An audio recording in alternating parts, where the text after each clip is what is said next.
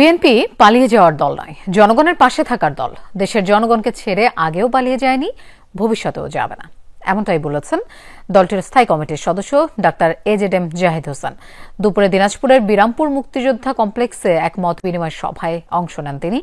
বলেন, সাবেক রাষ্ট্রপতি জিয়াউর রহমানের আদর্শে গড়ে ওঠা বিএনপি মুক্তিযুদ্ধের সপক্ষের দল।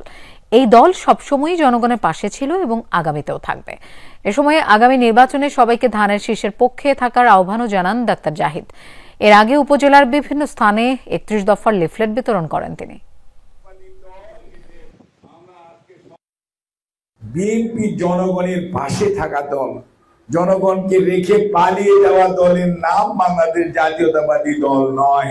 বিএনপি মুক্তিযোদ্ধাদের ভিতর দিয়ে গড়ে ওঠা দল, শহীদ জিয়ার আদর্শের একটা দল, এবং বিএনপি মুক্তিযুদ্ধের সপক্ষের দল যদি কোনটা বলেন, দেশের স্বাধীনতা সার্বভৌমত্বের পক্ষের দল বলেন, সেটার নাম বাংলাদেশ জাতীয়তাবাদী দল।